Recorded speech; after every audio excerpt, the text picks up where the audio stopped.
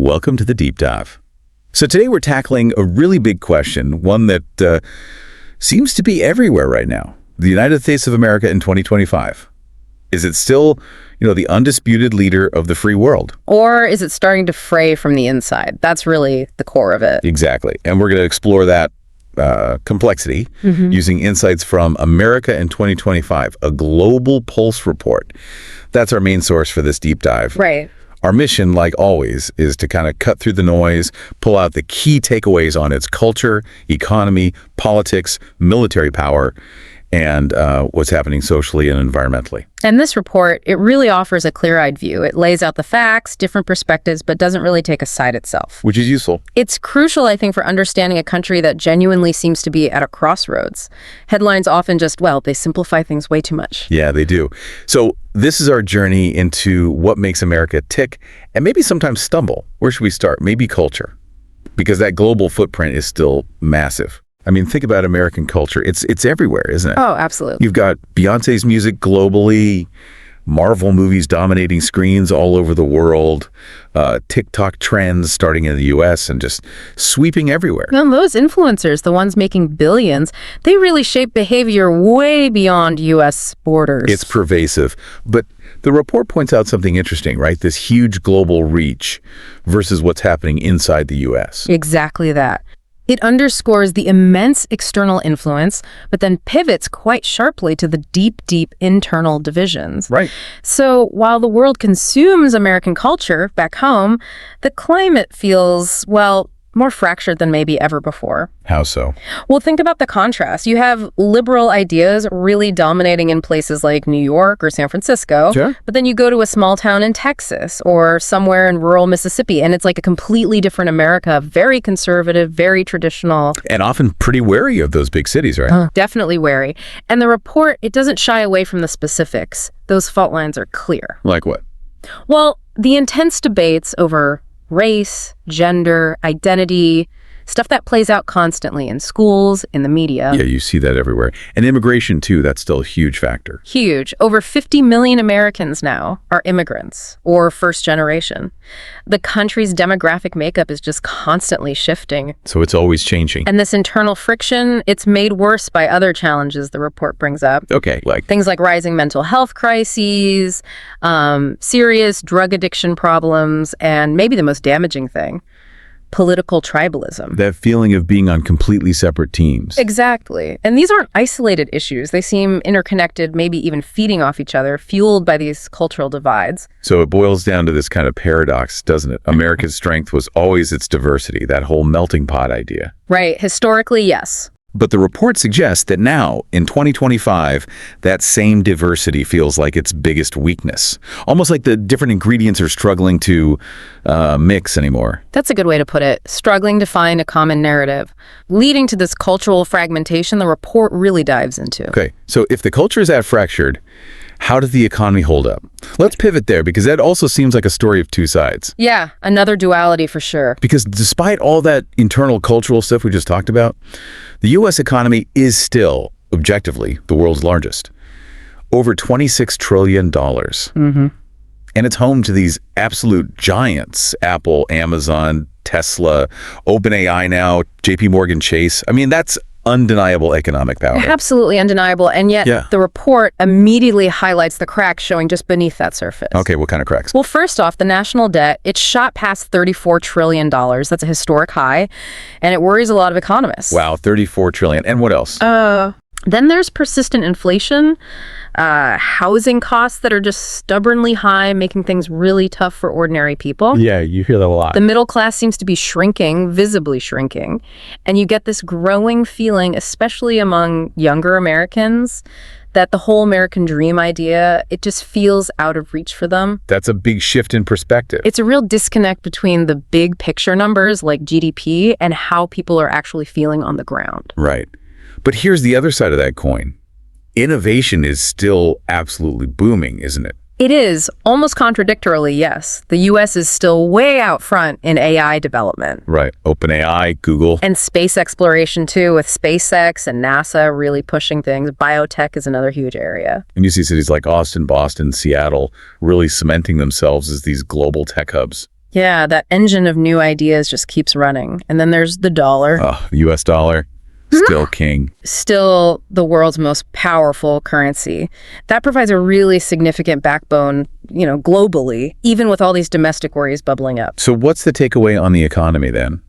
The report kind of sums it up as Wall Street thrives while Main Street is hurting. yeah, a tale of two economies, side by side, creating really different realities for people. Which leads us pretty directly into the political mess, doesn't it? It really does. If the economy feels like two nations, the politics, Yeah. well, that feels even more starkly divided. Oh, definitely. The report is blunt about it. The U.S. is more polarized now than any time in, modern history. It's just red versus blue, Democrats versus Republicans. You see it geographically too, liberal cities versus conservative heartlands. It's stark. And the report suggests a lot of this deep polarization really solidified after the 2024 election. Left a mark. A really profound one. You have a significant chunk of people still believing the system is rigged. Right. While on the other side, people genuinely fear democracy itself is under threat. That's a fundamental disagreement about the legitimacy of the whole system. It's hard to bridge that kind of gap. Extremely hard. And the flashpoints are everywhere. Gun laws, Abortion rights, immigration, LGBTQ plus policies. These aren't just policy debates anymore. They feel like fundamental clashes of values. and Congress. Seems pretty dysfunctional. Largely, yes. Lots of gridlock. Those threats of government shutdowns feel almost routine now, don't they? Yeah, like a seasonal thing. Worrying. And this constant tension, the report notes, it also fuels growing concerns about actual political violence, extremism, Especially online. especially amplified online, yeah. It's a worrying trend when political disagreement starts bleeding into, real threats. The source put it really well. It said something like, America has always been loud, opinionated. But in 2025, it feels more like two nations living under one flag. That phrase really sticks with you. Two nations, one flag. It's quite an image. It is. And yet, despite all that internal political chaos, there's the military. And the report makes it clear. America's military dominance, still pretty much unquestioned globally. It's a fascinating counterpoint, isn't it? That despite the internal turmoil, that external projection of power remains so strong. Absolutely. The report says its global military dominance is, well, absolute. And the scale is just immense. Over 750 military bases dotted around the world. 750. Wow. The most advanced arsenal, stealth jets, nuclear subs, drones, they're pushing hard on AI warfare too. And the budget reflects that, right? Yeah. It's huge. Huge is an understatement. Nearly $900 billion. That's more than the next 10 countries combined spend on their militaries. More than the next 10 combined. That's staggering. That level of investment really tells you about their global posture, their reach. And that military isn't just sitting there. In 2025, it's active. Definitely. Forces are engaged in Eastern Europe, certainly keeping an eye on things there, active in the Pacific, the Middle East, reflecting these ongoing global commitments. It seems like Washington always gets pulled into the middle of things. It does. The report highlights how Washington is central to managing or trying to manage major global diplomatic challenges. Like the Iran-Israel situation. That's a key one. And the heating tensions with China, particularly over Taiwan, and this race for AI supremacy. So even with domestic drama, the world looks to the U.S. It seems so. The report really reinforces that point. No matter what's happening internally, the political fights, the economic stress, when a major global crisis hits, the world still looks to Washington. That military power is just an undeniable global force, a constant. A powerful constant in a pretty volatile world. Okay, but America isn't just about power, politics, and economics. It's also about its people, the society, and the environment they live in. Let's shift focus there. Right, the social and environmental landscape. Equally complex. And you can see the environmental impacts becoming more obvious, can't you? Oh, absolutely. Climate change is hitting hard. The report mentions the increased frequency, the intensity of wildfires out in California. Which seem worse every year. Devastating hurricanes in Florida, major floods, even in places like New York City. It's visible. And the debate about how to deal with it, green energy versus oil, that's still raging too. It is. Still a big dividing line. But the report also notes real momentum for change.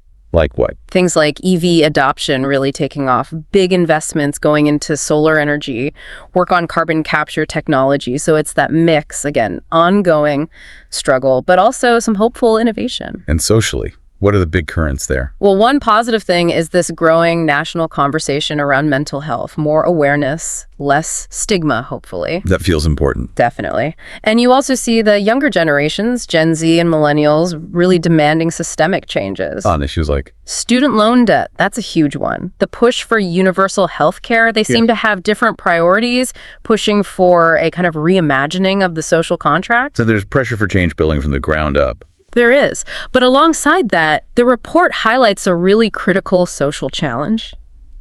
This deep erosion of trust. Trusting what?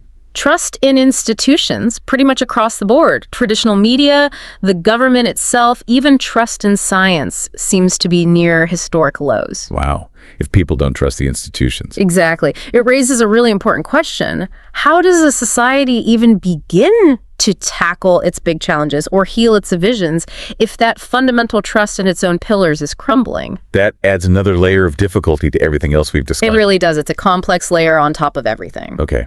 So we've covered a lot of ground here, looking at America in 2025 through the lens of this Global Pulse report. We have. And it really paints this picture of a nation at a profound crossroads, doesn't it? Yeah. Immense strengths, but also these really deep internal challenges. We've seen those dualities come up again and again. Yeah. Cultural diversity, a huge global strength, but internally right now maybe a source of weakness or friction, a booming Wall Street, but a Main Street that's definitely hurting. Right. Unquestioned global military power sitting right alongside this profound internal political and social division. It's quite the contrast. The source puts it starkly, suggesting America's future could be brilliant or broken. Yeah. So the question for you listening is maybe how these internal dynamics, this fragmentation, this economic split, this political polarization, how might they ultimately shape America's role, its identity, on the world stage in the years ahead? What does it all mean for your understanding of this incredibly powerful, incredibly complex, and deeply contradictory nation? Something to think about long after this deep dive ends.